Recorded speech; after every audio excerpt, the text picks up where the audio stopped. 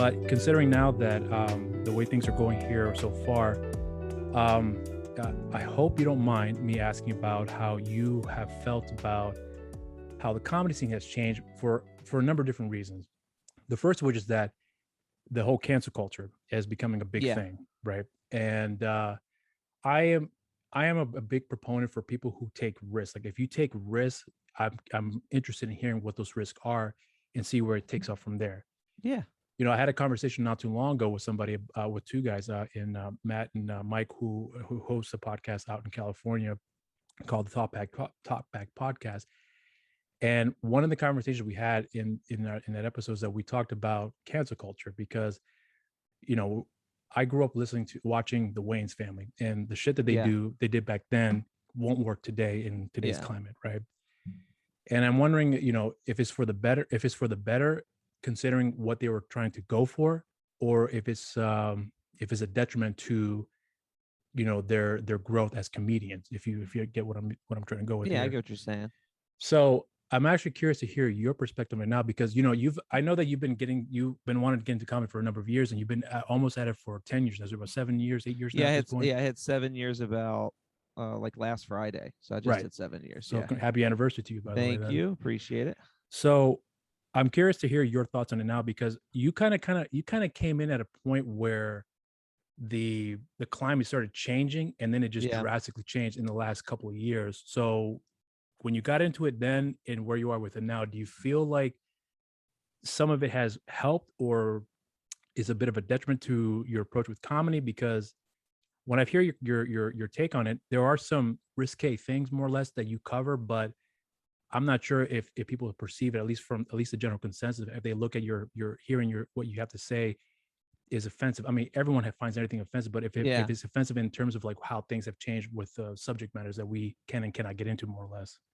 Yeah, I've been pretty lucky in that like generally I don't think I'm really considered an offensive comedian at all. Like I still talk about everything, but I if there's a top like if there's a topic that I think could be difficult to speak about, like I I like work really hard and make sure that the jokes I have about it are something that's like my like I come from a really conservative family, but Okay. I'm definitely more liberal, more to the left.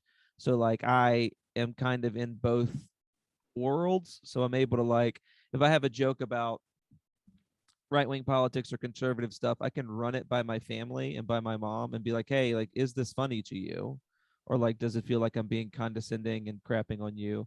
And then being in the more liberal world, I kind of understand like what that side would consider offensive. So like I try to like walk a tightrope of like making fun of everybody and but not compromising like what my actual views are.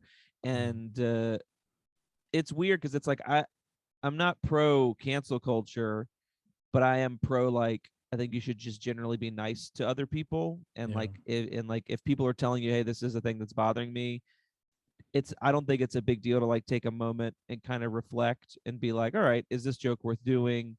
Is Yeah. there a way to do this joke that gets them on board and doesn't compromise what my vision is? And also, I do think some aspects of, for lack of a better term, cancel culture is pretty damaging. Like Yeah. when someone has done something wrong and then they've apologized for it, and you're like cutting them off from like not even famous people, but just like a regular person that has done something toxic or kind of fucked up, because I believe everybody's done fucked up things, and everybody like I think all these people that shit on famous celebrities for something they've said or they've tweeted have said or tweeted way worse things in private or like done way worse things in Yeah. private. And I'm a believer that like we're all constantly growing and stuff, and the focus should be on hey uh hey, like this is a thing that's problematic and fucked up that you do, and giving a person a chance to like change and reflect and grow, and then being like, cool, now this person's on our side, as opposed to let's ostracize this person. Because when you ostracize them, I think you just kind of like militarize them more on the other side, and you don't really are like you're not really helping anyone change or grow. Do you think though that because I'm actually curious now when you said about how you in this case you go to your mom because you mentioned about coming from a conservative background, you kind of testing the waters to Yeah. see how what I would think in your mind would be what the general consensus is with that respective ideology for people who have that kind Yeah. of belief in, in whatever they is they pursue there. But when you test it out with your mother and you have her reply back to you with the joke, with the response about how she likes the joke or doesn't like the joke, do you actually take into consideration with what she's saying as being valid? I'm not saying your mom's opinion is not valid, but I mean valid in the sense that she understands your approach. She understands the concept. She understands the art form, if you will. So therefore, your opinion, her opinion matters to you in that respect, as opposed to you think the joke was funny, and someone may say, "Yeah, it was all right," and then kind of Yeah. be general about that. Yeah, it's different. It's like because it's if she's like the joke isn't for me, which I mean, like I know my mom, so there's certain jokes that like I don't need to run by her because I'm like she doesn't want to hear a dirty joke, so it's like I Yeah. know she's not gonna like that.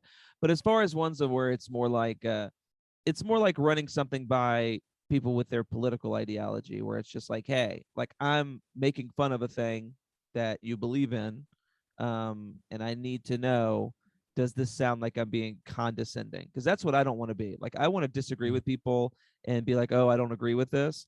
But the last thing I want to do is be someone that is very condescending to someone else. Because like I said, I think that's the type of thing that like I don't know. That's a reason that I think that there's a lot of people in the Midwest that would probably benefit from more left wing or liberal ideas in their life, but they refuse to kind of go that way because the people on the East Coast are referring to them as like flyover states and pretending that like the Midwest doesn't fucking matter and the South doesn't matter, when it's like a lot of those people would probably benefit from more government programs or stuff like universal health care or universal basic income. So I just don't ever be condescending when speaking to someone or speaking about something that I either don't necessarily agree with or I don't necessarily like I'm not like an expert on those topics. And I do that with the right and the left.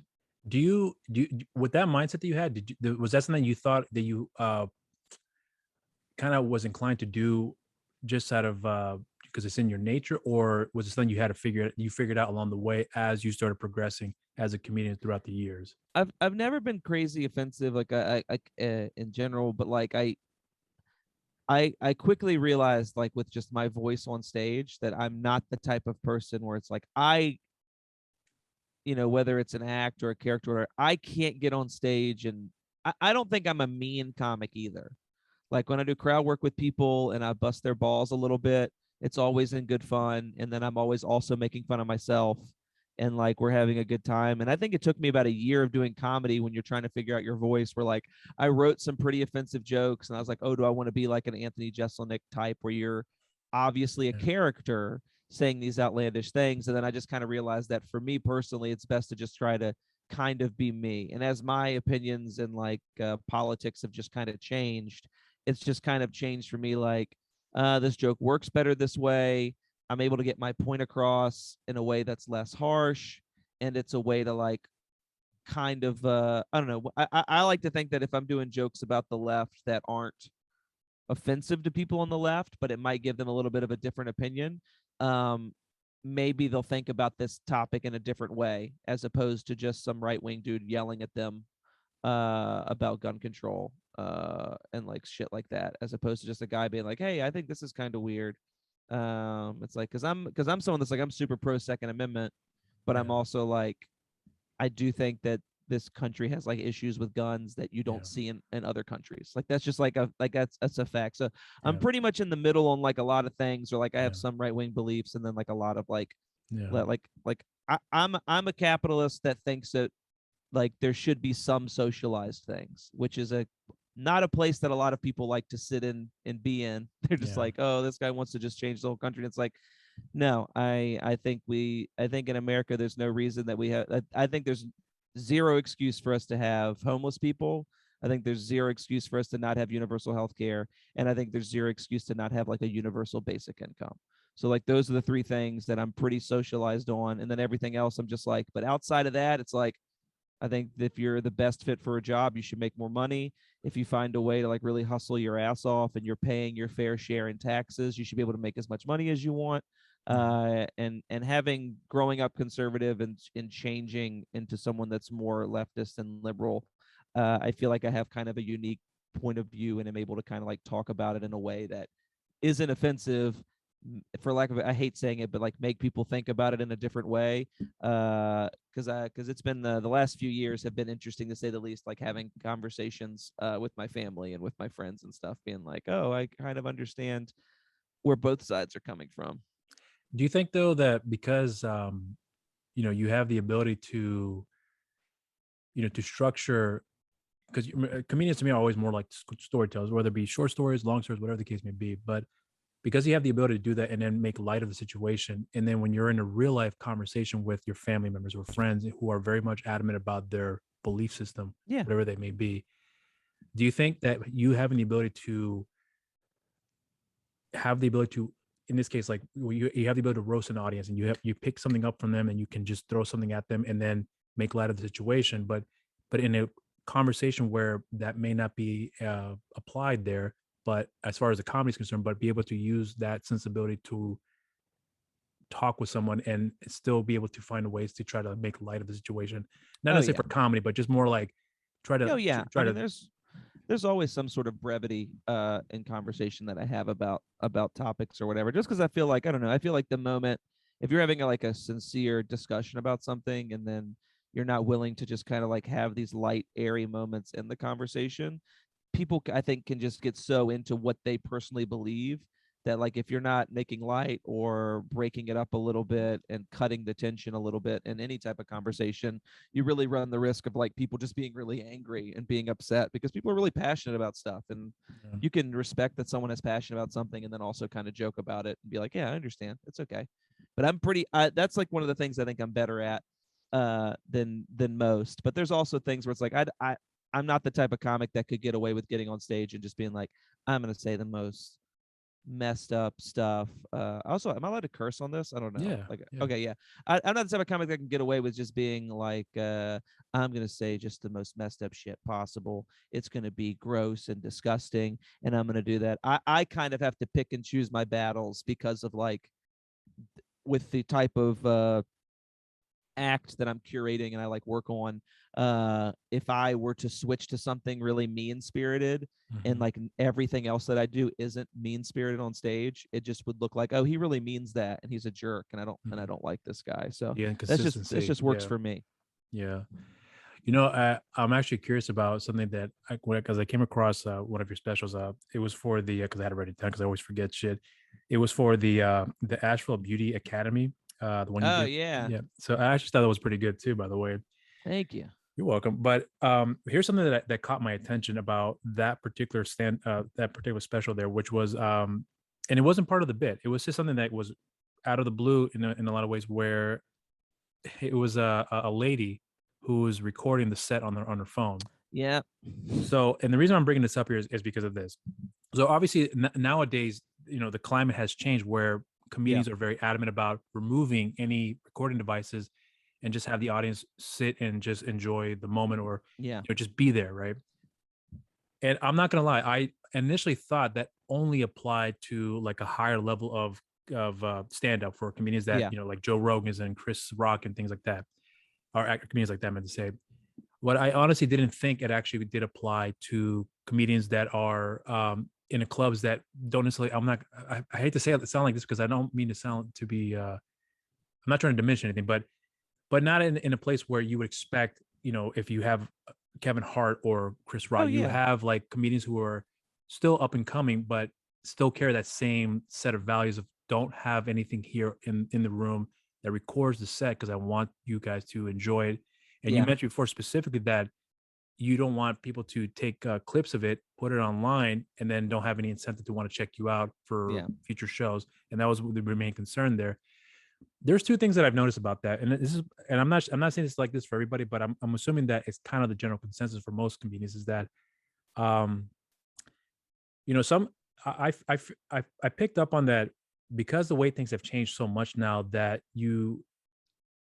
a part of me thinks that a lot of it has to do with the fact that what the comedians are saying, in that room, not necessarily has anything to do with them being offensive or saying something that's going to be, just, controversial, but they're saying something that is trying to preserve that moment for the audience.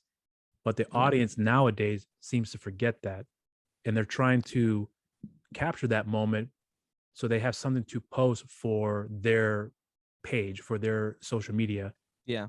hopes to possibly get hits, or maybe they are genuinely enjoying the moment. They just want to post it to share it, just purely out of respect for the artist. But for you though, now as things have progressed along the way, when you see that, do you feel like there's a big divide, a big difference in how people nowadays look at comedy or behave around comedy sets as opposed to when you first or when you first started getting more into it and realizing how the culture has changed a great deal because of how everything is so accessible now that everyone wants instant Yeah. access to that. Yeah, I'm more like for the people recording during shows, it's like that was like an hour that I did Yeah. right after recording an album. So that's like me working, just working on new stuff. I knew I was going to be doing crowd work. I knew it was going to be kind of loose. It was like my first time headlining after that album. So it's just like I had a notebook. I'm trying to figure out stuff. And it's more like you have so little control when you're doing stand up comedy that I like having control of the things that I can control, which to me, I can control uh, how how my show is disseminated outside of the people that are there watching the show. Right. So if that lady pulls out her phone and then I just start bombing, there's just a video of me bombing out there, and an audience member could see that and be like, "Oh, this dude sucks. We're not going to catch him when he's in town." Or like, "Oh, Right. this guy is crazy." It's also the type of thing where it's like, even though I'm not a super offensive comic, when you're on stage and you're kind of in the room and you're a good comic, you can kind of pick up what the audience in that room is okay doing. So like I could have been satirical in that set and just been like, because sometimes I'll do something where like I'll say something messed up, but it's just me kind of doing a character pretending that I'm an awful, like, you know what I mean? Like, and it's Yeah. very Yeah. Yeah. obvious that that's what I'm doing.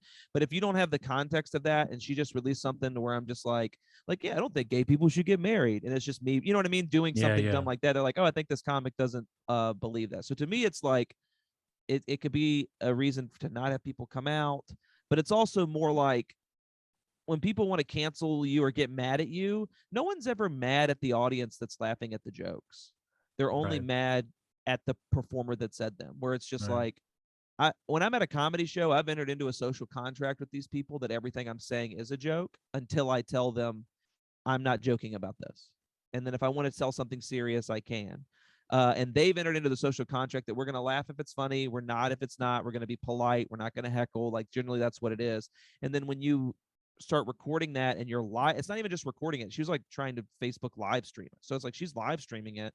And it's like there's a bunch of people that could be watching it that haven't entered into this. They don't understand that I've got a group of people who are having fun with me and we're having a good time, and like they know that I'm kidding and that they've paid $10 to $15 to come see me. It's a bunch of people getting like a paid show for free, and I think that that should be up to me to release. So like I had a fun time doing that show. Nothing Mhm. crazy happened. I thought my interactions with that lady were fun Yeah. because her and her partner were just fucking insane people, and just insane. Like they're like Yeah. making out on the couch. They're just nutcases. But I like that I could be like, all right, I had fun doing this.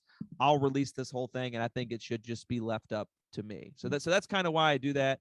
And there's times where like if I'm just doing crowd work or like I'm really crushing and I see someone pull their phone out, if I don't feel like it's worth it to say something, like if I'm doing a 5 to 10 minute set, I'm like, this isn't a big deal. I don't care. But I was doing an hour. They weren't paying attention really. So it was also just bothering me. It's not like a good audience member that's Mhm. like, I'm having such a good time. It's a drunk Asian lady and her white boyfriend just like being a problem at a show. And so I had to, and also I try to politely do that. There's a lot of Yeah. comics that'll just be like, go screw yourself, get that out of here. I Yeah. try to like understand. I learned pretty quickly when I started doing the thing where like if audiences are talking and being loud in the back, like if you're at a bar show or if it's something Mhm. where someone's recording, I had to slowly realize that not everybody understands the rules of being at a comedy show. Right. And people generally usually respond pretty well to me being like, hey, are you recording? Like, I would prefer you not to record. Like, this is the reason. And 9 times out of 10, they're pretty cool about putting it down. Yeah. And I'm good enough at crowd work to, if there's any weird tension, to bring it back. Or if there's an audience talking, I'm always like, hey, can you guys keep it down? You're distracting everybody else, and we're trying to have a good time. And I only really go in on people if they like continue to do it, and I know that I have the entire room on my side. Because the worst thing you can do is I've seen comics where like there's audience talking, but like if there's a couple in the back talking really loud, I've seen comics like the comics notice it, but the rest of the audience is still having a good time. So just out of the blue, they see a guy being like, "Will you guys shut the hell up? Oh my God." And now they're just like, "Why is this guy so angry? Like, oh my God, like we didn't even hear these people talking." So, but yeah, I don't know. That's why there is also just the big fear of like someone could take something out of context and not even cancel, but just like someone could take something out of context, post it, and then I can no longer perform at that show in Asheville anymore because they're just like, "Hey, we had a bunch of complaints because someone posted a clip and they said you were being like misogynistic or sexist, or you were being really anti like Republican, and you were like making fun of God too much." You know what I mean? Like there's all these things and I would rather just be like, if you want to see me, come to a show. I promise it'll be a lot of fun, and we'll have a good time. Do you think though that because that's kind of the vibe that I'm getting here too? Because I would say 90% of the time, at least from the comedy shows that I have been to, and some of the ones I've heard about as well too, where 90% of the time the comedians will ask an audience member or a group of people to say, stop doing this, and then they'll behave. Yeah. But the general consensus nowadays is that when there is a I hope you don't mind me bring this in because it's still kind of fresh here. But the whole Will Smith and Chris Rock thing, that is still fresh in people's mind because everyone has an opinion on that now. Everyone is commenting about who's right, who's wrong, and it becomes like then people are becoming more observant about, well, he's Will Smith has gotten away with it, or Chris Rock should have done something about it, or he should have never said that. I mean, then I'm starting to realize for me that people aren't. I mean, I've always known this here, but people aren't as smart as they think they are. Yeah. Because if everyone is arguing and bickering out the differences and how, you shouldn't say this, and so everyone has rules of what you should and should not do, and then all of a sudden the jokes that Chris Rock made X amount of years ago are being pulled out of the bag and say, well, he said these things before too, or Will Smith made fun of bald people in the past as well too, or he was laughing as well. Yeah. So like that to me is a critical moment for a lot of people, and I'm talking about in society in general, that I think shows us how ignorant we really are for each other's well-being. And I'm talking about respecting other people. And even if we do somewhat cross the line, which I don't think Chris Rock did cross the line, in my opinion, but even if we do cross the line in someone's eyes, then the ability to just get up and talk about it, I think is really important.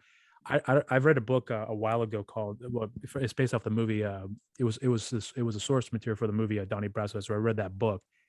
And the one thing I remember after that whole Will Smith and Chris Rock incident is that I remember for some reason that part of the book where the mafia and Donnie Brasco, the guy that was undercover, went to a club, I think in Miami. It was somewhere in Florida, if I recall correctly. And it was a comedy club. The comedian was there doing his bit. He was hilarious, according to what I read in the book. But he was picking on the main mafioso guy, and he told Donnie, the undercover agent, to tell this guy to not talk about me. And they asked him nicely, and he refused. Then he went backstage and said, "We told you not to talk about you." Fuck that guy. He should have never been here in the first. Having like this entitlement. Yeah. And then he got his ass whooped. Yeah. But I remember thinking like the mafia had the courtesy to say, "Please stop." You know what I'm saying? Yeah, and I think with the Will Smith thing is it's like, I mean, Chris Rock didn't press charges. I think that says a lot about him as good being a smart person handling that. But I mean, like, it's the type of thing where like I think it would have been less of a big deal if Will Smith had just, if there was like an actual problem with it.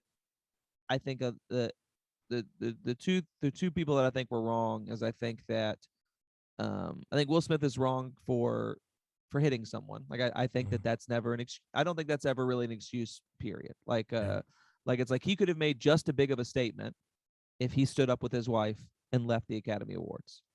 Or if he had made that joke and Will Smith was like, if he had just yelled, "Leave my wife's name out of your mouth," stood up, and then him and Jada Pinkett left the Academy Awards until it was time for him to accept his awards, I think his statement of when he was crying, given accepting the award, about like taking abuse from people or whatever, I think he would have a bigger leg to stand on. I also think that if he had slapped Chris Rock, the Academy should have escorted Will Smith out of the venue. Yeah. You can't hit anybody at work. I don't care what someone at work does. You can't hit somebody at your job. He should have been escorted out, and they either should have given the award to someone else, or he doesn't get to give a speech accepting an award. So I think there was like a lot of different things. I don't think the Chris Rock joke was that bad. I've heard way worse things said about whatever. And it's the type of thing of where it's like, you're a celebrity and you're at the Academy Awards. It's a privilege to be at the Academy Awards. It's a privilege to be one of the, like, I mean, you're worth like $100 million and you can't handle a joke about alopecia. To me, it's just like, it's insane. And it's also like, we're just talking about the rights of two of the richest performers of all time, Chris Rock and and Will Smith. And it's just like, I don't know, man. It just kind of shows me that celebrities are held to a way different standard than, I agree. than the average person. Because any Yeah. other average if you were at the award ceremony for your job at like a car dealership and someone made a joke about you and you slapped them in the face, you wouldn't get to give your best salesman of the year speech at the end of your thing at like whatever like Danielson Dodge or whatever like place you work at. Or It's get to dance to Getting Jig With You in the after party too. yeah, exactly. It's like, and Yeah. also it's like, dude, I would have respected if he waited till the after party to slap the taste out of Chris Rock's mouth. It's just, Yeah. you're on national TV. It's like, if you like, that confrontation should have happened at the after party. But it's also the type of thing where it's like, it is his wife and it's been a tumultuous year for him and her, I guess the last couple of years with like the stuff she's put him through. And it seems like a dude that's trying to make his marriage work, man. Like, and the point is, can he live with it? It's just, there's a lot to it. There's a lot of opinions that I think where I've started to calm down, not calm down, I would say I've just started to back off of like judging them as people, because I'm really just I'm upset over the actions, and I'm upset of what the lack of consequences that were that were supposed to, you would think would be handed to him, were not. And then so I agree that there is a level of like it's all right, it's Will's, but like there's that mindset like he's a celebrity or he's this person, and they make those exceptions. But if it was an up and coming actor, black, white, doesn't matter, sits down in the front and he does the exact same as Will Smith does, I guarantee he would have been walked right out of the door.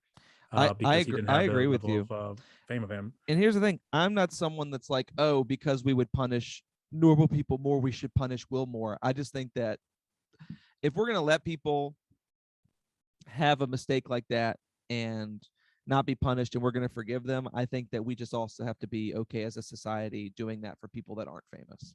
Because I'm more like, I don't think Will Smith should be punished. I don't think he should be arrested. I don't think he should be sued. It's just like, that dude's having a tough time. That's a weird incident. We should all learn from this. Just like I think people in their normal everyday life, when people like snap at work or they have something where it's like they might say something inappropriate and then really regret it. It's like, if you apologize and like actually work on it, it's like we should allow the same respect and grace that we allow a guy that's worth $180 million to people that are making 20 grand a year trying to support their family. That's just kind of how I feel about it. The time to rebuild. It is. It's just like, we learned about that. It's like, cool, we're having a discussion about it, and now it's like, it's like, now it's the type of thing where I think comics are going to be like, all right, well, maybe do more research about the joke before you do it. And then it's also the type of thing where it's like, hey, it's not okay to hit someone else on public television. It's just, you can't do these things. And we're just learning and growing and changing, whether it's for, the best or not. I can't say until years down the line, but I do think in general, just allowing people to have the grace to change and grow and stuff like that is something that I think is just pretty important. Do you think though that, with, because some of the commentary right now that's going out is that because Will Smith had done this, now all of a sudden the floodgates are going to open for everyone to do that with all comedians now. Because the way I see it is that, well, it's not the first time comedians ever been attacked. People before. Are already attacking comedians. I've had someone, I've had someone like flash a gun at me. I've had someone threaten to like really hurt me on stage. It's happened like twice. So I'm someone that's just like, what I don't want to happen is, generally I've been threatened. I've never had someone walk up and like do something. I've been threatened, and I've had one person walk on stage, but like, I mean, one of my comedian friends made a really good point, which is just like,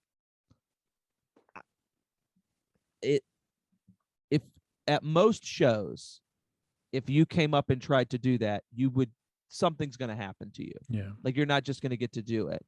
What I'm concerned about is the people that used to just threaten now there's a possibility they could just see, oh, I can just walk up and hit somebody. I don't even have to threaten them. Like, I can just do this. But a lot of these local comedy shows, man, it's just like, my friend Liz Barlow, she made a great point on her Facebook, and she said that it's just like a lot of these comedians love to fight, man. And a lot of comics are mentally ill, and it's the type of thing where it's like if you get on stage and slap one of us in the face, it's like it's on. Yeah. Like it's like it doesn't matter if we like the comic or not. It's like there's going to be like a legitimate confrontation if you get on stage and like, especially like an open mic and it's like 30 comics that are friends. If you get on stage and slap one in the face, you're gonna have a problem.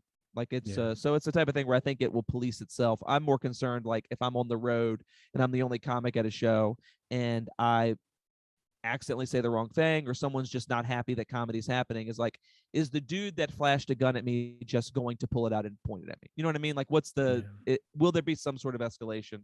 But then also it's just like, I don't know, there's a lot of other problems in comedy that should also be addressed. So it's just like, I don't know. Yeah.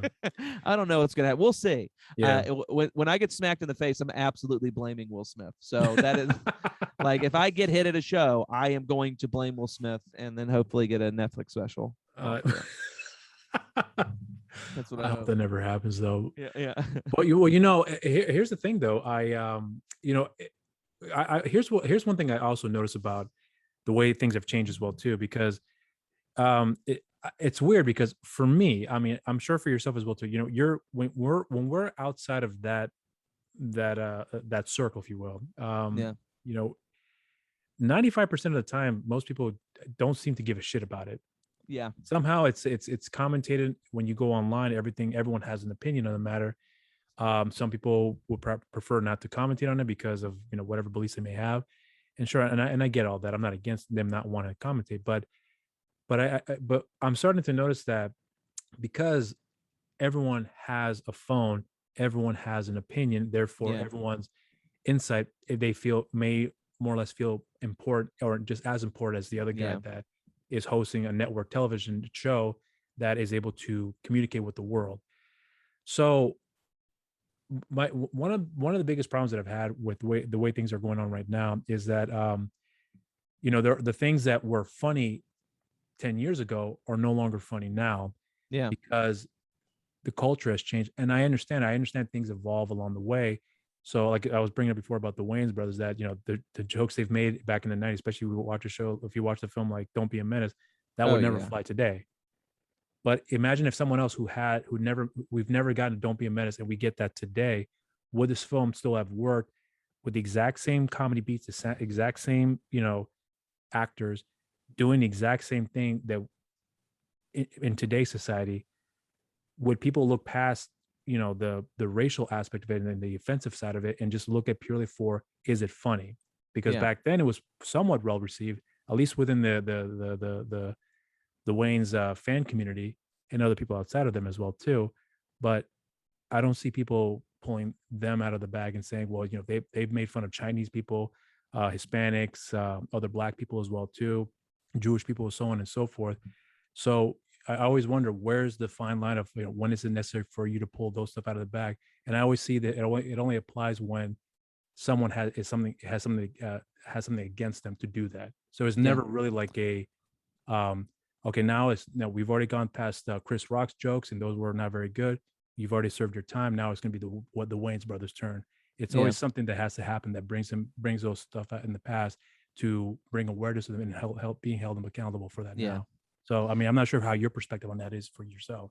I mean, for me, my thing is just like, if someone's making a joke, I think it's a joke. All right. I get people can be offended by a joke, but it's like, if someone tells me they're joking and it's the context of a comedy thing, even if I don't agree with it, it's like, I'm fine with you making the joke. I think a lot of that stuff is, it's like now, I think the reason a lot of that stuff wouldn't work now is less that it's the stuff's offensive and more that it's just like, those jokes have now been done like 1,000 different times by 1,000 different comics. So it's like when you're making a racial joke and you're using the same stereotypes over and over and over again, at a certain point it just kind of feels lazy, and I think that's what feels more racist, which is like, oh, you're not even like really thinking about it or trying to put like a twist on it. It's just like you're saying Asians are bad drivers, which is just like, okay, that's the stereotype you want to go with, but it's like, what's something new to it? Because now you're just kind of sounding like somebody's racist uncle saying it, as opposed to just like having an original take or like taking that joke in a different way. So I think what happens is like you'll talk about things and then they'll get talked about so much that people kind of start to notice how offensive it can be, because it's just like those groups are just hearing the same thing over and over again, as opposed to, oh, I'm just going to say it this one time, or, oh, this is the first time we've heard it. And I also think a lot of times those types of jokes, if they come from people in those communities or people that know those communities, can be kind of well received because they know they're coming from a place of love. It's just tough when you don't know what place those jokes are really coming from. So I don't know if that movie could get made today in that way, but I feel like there's comedy movies being made right now that in 15 years will say the same thing about it. And it's just like culture changes and you adjust and you grow and you find different things that are funny, and the comics that are really good are able to like take some of those older things and mix them with newer things to keep that like type of because I mean, like I would have never thought that like a lot of people say like Don Rickles wouldn't be allowed to be around today, and I don't necessarily know if that's true, because it's like roast battles are still huge. Like, you know what I mean? Like if you watch any roast at a comedy club or like any whatever roast, it's the most offensive, racist, sexist, whatever jokes. I think it's just all what's the context of what you're saying, right? And just trying to change the context and have people understand you're just kidding, and realizing you still have a bunch of love for those people and those groups of people.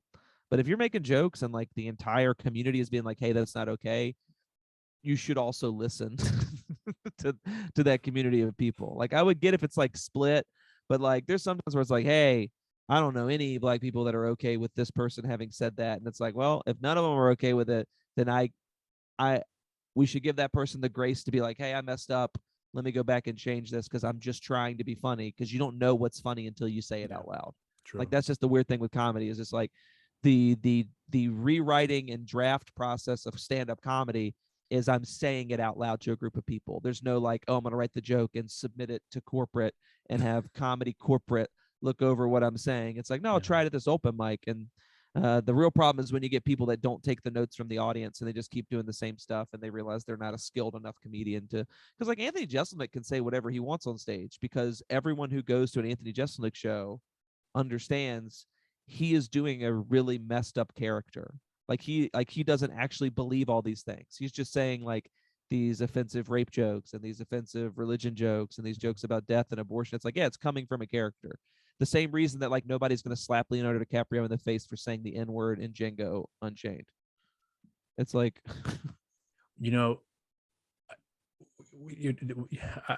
I agree with you 100% on that, but I started thinking about how, when people are being held accountable, and then what majority of the time what comes after that is always some sort of statement, some sort of apology that comes after that, right?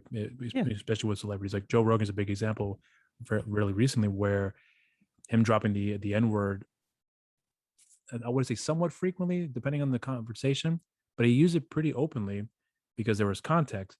And I put that in quotes for a reason, but when he's having to apologize for that, and then he said something for me that I'm like, I don't necessarily buy that part of the apology, which was that, the whole Planet of the Apes commentary about he was in Philadelphia and that it was a neighborhood full of Black people, and then he felt he was in Planet of the Apes. And he said, but it was taken out of context. But when you listen to the whole thing, you realize, it sounds exactly what you said, how you almost meant it. You may have thought it was out of context, but in your mind, it didn't seem as being as racist, but to the outside world, it's going to be very much offensive. But again, I think that when people tend to do these statements, I think sometimes there's a part of me believes there's a lot of them trying to not fully admit everything because they don't want to be ostracized any further, because they know that there is there's no coming back from that if they say, well, that's the problem. I was wrong. So that's the problem, is it's like I think he should be able to be like, hey, I was making a joke, like an ironic racist joke. It came across as being racist. I am sorry that I said this thing that was racist. It was just a joke. And I think that if he's not going back and continuing to say those jokes or continuing to say that exact same thing, I think the problem is we as a country, for most people, don't want to actually forgive someone for saying that. Where it's just like, I truly believe that like if we're to believe, which I do, that racism is a systemic problem, which means that it's a system that has been put in place, then if you believe that, you have to inherently believe that everyone has been racist. you have to be able to believe that people have said racist things or thought racist things, Yeah. because when you're a part of a system and you've learned things or whatever, you have to unlearn the system that we've been placed in. Yeah. So if we're to accept that, then we have to accept that people have done this in the past. They need to be able to apologize and grow and change. And unfortunately, I feel like we live in a place where we're not going to be getting a lot of honest apologies, because I agree with you. If he'd come out and been like, "Hey, I'm sorry I said that racist thing," they're like, Joe Rogan admits he said a racist thing and we should cancel him. He is a racist. If you're once a racist, you'll always be one. When it's just like, that's not how it works, man. It's this there's systemic racism that has benefited white people and some in quotes model minorities, and put down some other groups over the years. But if you're someone that has to believe that there's a system, then you have to understand that, like, we're all cogs in the system. And like, although I haven't been held down in the same way, I have been brainwashed and taught certain things as a child, and as you grow up, and you don't really notice those things. And Yeah. I don't know. I think people should be given, like I said several times, the room to change and grow. And like, if you listen back to that, instead of saying, "Oh, it's out of context," you should be like, "Hey, man, we were joking. The context is we were kidding around." And because I mean, like, me and Chris Allen are really good friends. Like, he's one of my best friends in the world, and he's a 40-something-year-old black man with a child, ex-military. I'm a 31-year-old white person from the South and a conservative background. And it's like, we joke with each other all the time. Our show, Host Battle, when we do it live, Yeah. we're saying really offensive, like, he's talking so much shit about white people, and I'll say a bunch of stuff, and we're saying things we don't believe, because the context of the show is, oh, we're just joking. And so I can understand if you're in a situation, you're making a joke where it's like, he said stuff on stage that I'm sure if he had written it out and just released it as a statement, they'd be like, "Oh, this person's racist." And I know for me, it's the same thing on stage, because we're just busting balls and joking around because we're being ironic. Like, "Oh, isn't this crazy that someone could say that?" So comedy is weird, man, because it's not like other speech. Yeah. It's not like other speech at all. Do So it's you difficult. find anything to be offensive when it comes to, because I know you hinted before that you may not agree with certain jokes or how it was said or whatever the case may be, but do you ever find yourself watching a comedian or listening to something and say, I don't like that at all, apart from like something that's really straightforward as far as like something Yeah, being directly hurtful to somebody, but just in terms of the comedy aspect, do you ever find something offensive for yourself? yeah. I mean, it's more like, but yes, there are. Everybody has a line, but everybody's line is different. Yeah. So what's across the line for me isn't across the line for other people. But I'm never going to tell someone they can't make jokes about that topic. I have made the active choice as a performer to I worked with children with autism for 4 years, Yeah. so you will almost never hear me use the R word. Like, that's just a word that I've made an active choice to not use on stage. And when I hear comics using it, and like for a cheap laugh or something like that, I'm more like, "Oh, that's kind of hacky and lame. I don't really enjoy that." But I've never gone up to a comic and given a note like, "You can't say that word." It's more like I'll go up to them and be like, "Hey, I've noticed the audience is kind of pulling back when you do that joke, and I think they're pulling back because you're using that word. So I'll be like, maybe you want to try something different, or just know that, like, when you do that joke, you're going to have people pull back, so you're going to need a way to, like, bring them back in." So like, there's just different things where, like, I have just made the decision of where it's like, I don't I that's not for me. Like, I Right. just can't. So that's the first one I can think of. But I'm sure there's other things where I've just made Yeah. the decision, and like I've made the decision, like, even when quoting someone, that I'm not going to say like the N word on stage. Yeah. Like, I'm not.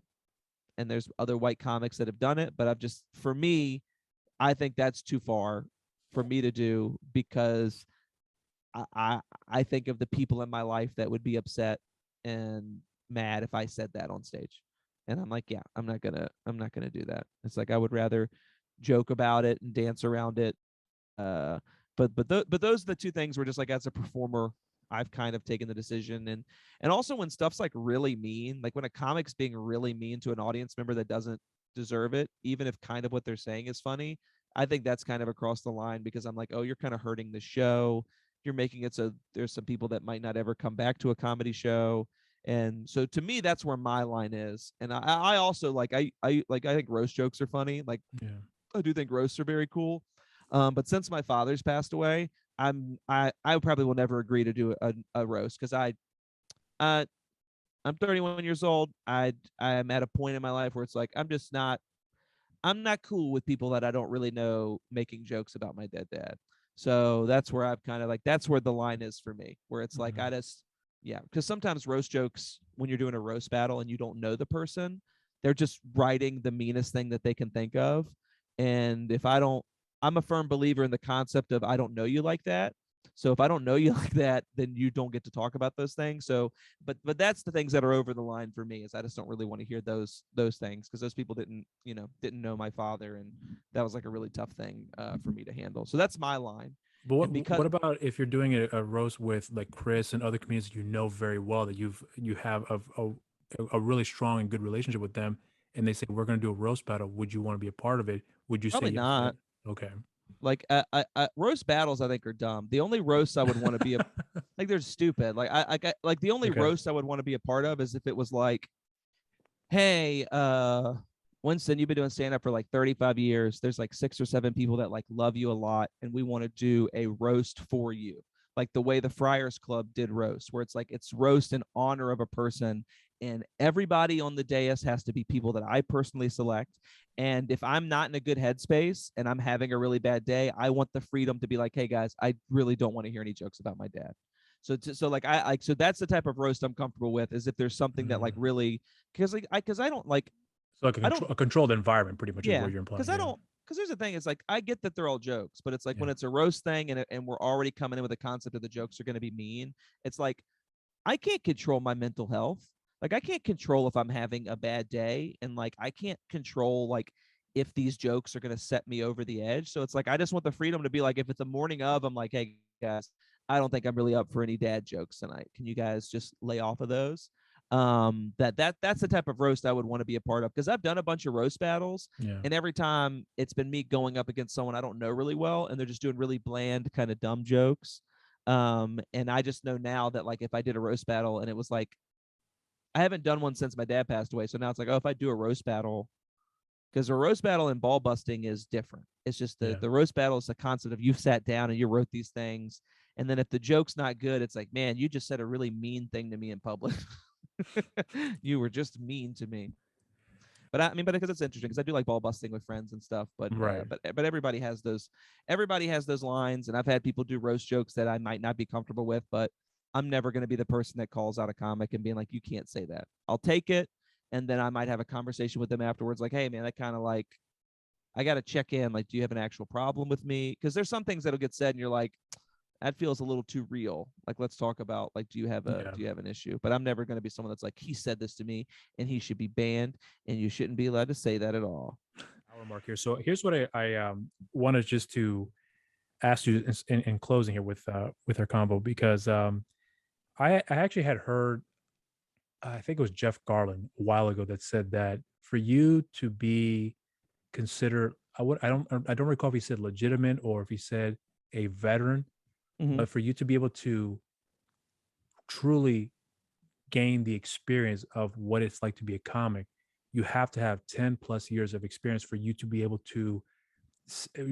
truly be more or less, I wouldn't say part of the club, but just more or less being like someone that can officially say that I have the experience, I've garnered the I've earned these scars, and therefore I've maintained a level of some sort of success or whatever the case may be for you to be able to more or less kind of like join the ranks, if you will. I'm not sure if that's the best way to if I recall correctly how he explained it, but because you're nearing that 10-year mark, Yeah. but in some people's eyes, the 10-year mark is kind of like the standard. You have to be in the game for that long for you to be more or less kind of officially in the circle, if you will. So do you have any kind of like perspective about how certain comedians who have done it for years that are constantly work with new comedians, but I'm not sure if you personally have experience, and I'm sure you may have, but and you don't have to elaborate if you don't want to, but if you have come across with comedians that have done it for years, no matter what level they're at as far as their career is concerned, but they have a perception where because you haven't been around this for this long, you're going to be doing scrap work for me over here. Yeah. Whereas other comedians may say to you that, I've been doing it for 20 years, but you're really funny. I'm going to give you the floor. So whenever you're ready, come on out here. What's been kind of your experience in that respect there?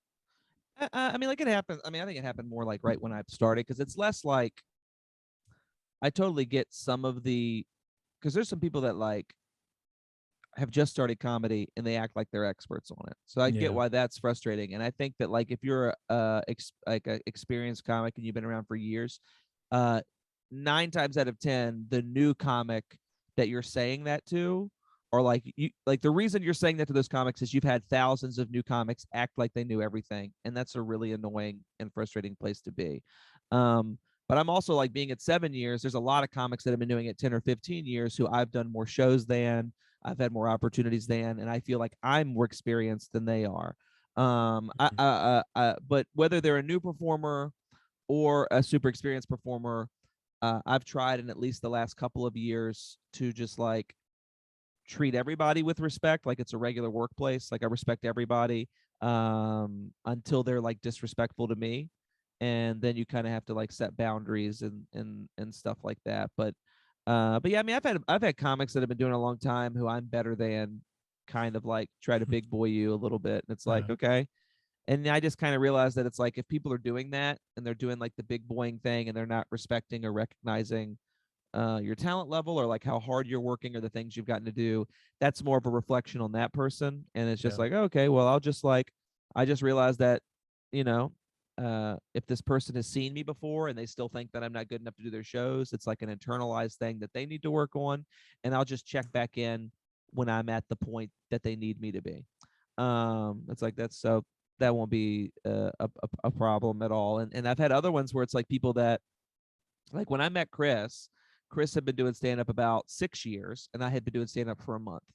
So I've known Chris for almost seven years now, and he was very nice to me when I started, and I respected him as a, like kind of like in our scene, like an elder statesman in comedy, and just like he would let me pick his brain, and like I grew, and he just started giving me respect back.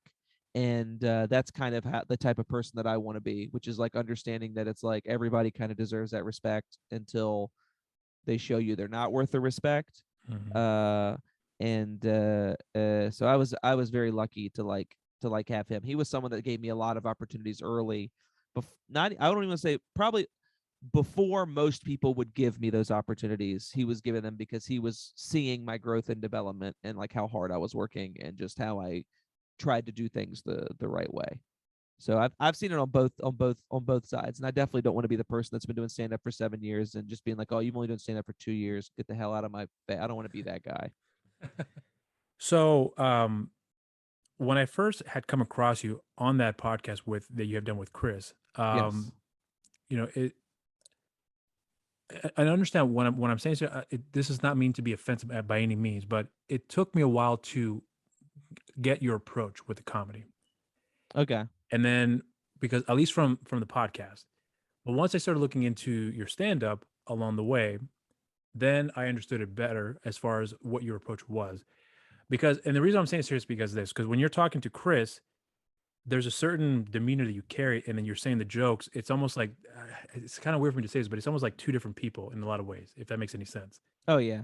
But then when you're on stage, I saw the bigger picture. Like, oh, okay, now I can see the jokes fleshed out a little bit more because it more or less is you kind of testing the waters, if you will, Oh and yeah. then you are on stage, and then you're performing, and you're clearly in your comfort zone, from what I gather. But once I saw that and understand with what you're doing there, I felt like that I appreciated more about the different variations of comedy, that certain nuances each comedian have, because everyone has their way of doing things, and sometimes you can tell if someone else copied the other person and it worked well for them, so they stick with it.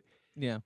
So, but with you on the other hand, it was kind of weird for me to see, because Chris, when you hear him talk, when you see him talk, the way he talks on this on front of the camera doing his podcast, it's the exact same way he does on stage.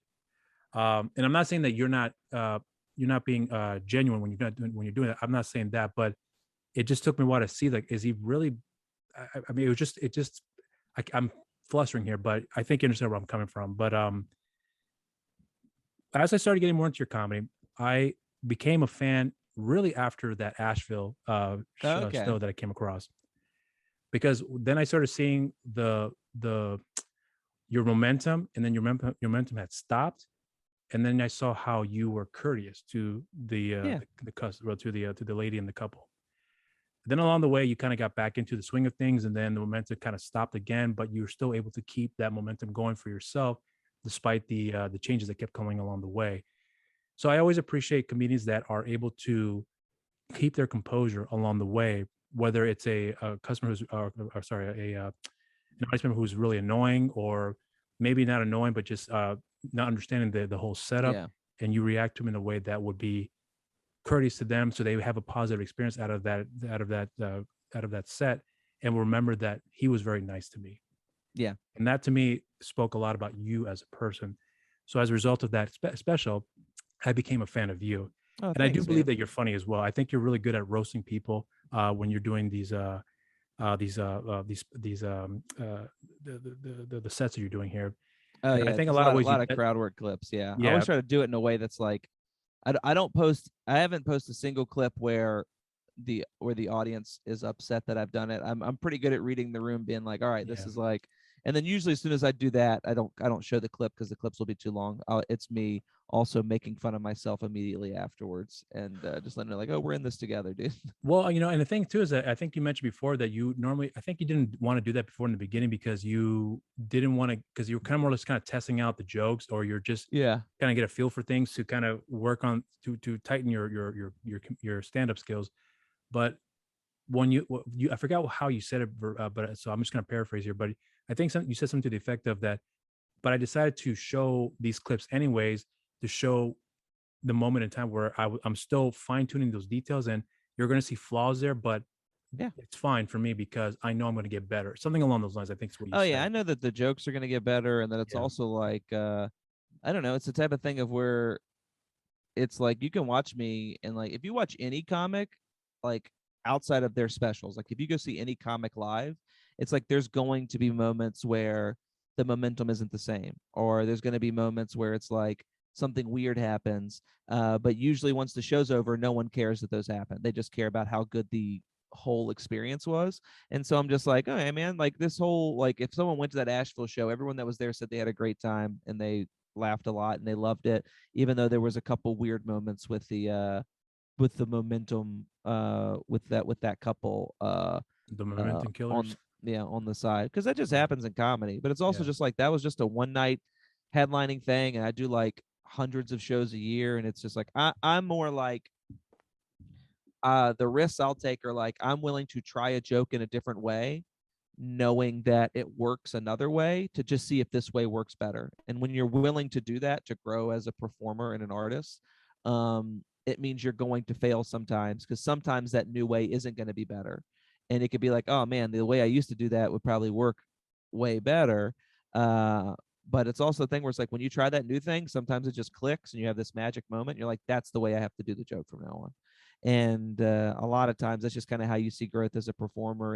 And yeah, it's interesting because like when I'm doing the podcast with Chris and I'm just like having a conversation with him, um, I'm not always trying to be funny. I think that's Right. what I like about that Host Battle podcast is it's like I am never really trying to be funny on that. It's just me having a conversation. I told him I was like I only want to do it if it's like us just kind of having a conversation. So I would say like the from how I am on stage or how I am when we do host battle on stage or I do podcasts or shows where the goal is to be funny, I would Mhm. say that's closer to how I actually am in day-to-day life. And then when we do our podcast or like when I'm doing an interview, it's like I'm going to make an effort to have a well thought out response to what we're saying, because I think it's more like in the moment when you're asking like kind of serious questions or questions about the process, I think it's more important to give a well reasoned and thought out response than it is for me to try to be funny in this moment, because it's like I don't know, I don't have anything to prove comedically. Like I already know I'm good at comedy, so it's like Mhm. so I just don't feel the effort to be like I'm gonna come on this podcast and be my normal wacky self. It's like no, I'm gonna come on here and you and I are gonna have a good conversation and we're gonna talk about some stuff and we're gonna have like a discussion but just between two guys, And that's kind of how I try to carry the host battle thing, because we'll talk about comedy stuff sometimes, Yeah. and it's funny when we talk about that. But then there's other times where it's like, hey, let's talk about George Floyd, and Yeah. let's talk about these other things. And to me, it's like I want to have a well-reasoned discussion about it first, and then maybe we can make a joke about it, as opposed to being like just shooting the shit about these pretty serious issues and stuff like that. So but yeah, I mean, I've noticed the same thing when I will go back and listen to any of the other podcasts. I'm just like, yeah, this is just me kind of like sedated and like maybe I'll tell a comedy story. Like when we're talking about comedy, I think it ends up being funny. But when we have like the serious discussions, it's just like I just like Chris and I kind of like to have like actual serious discussions. Right. And just the way that he has those discussions is the same way that he does comedy. And Yeah. I'm someone that's just like not afraid. But to me, when I'm having a very serious discussion, it's very important for me, for the person I'm speaking to know that like I do care about what we're talking about, and I'm giving you my full undivided attention.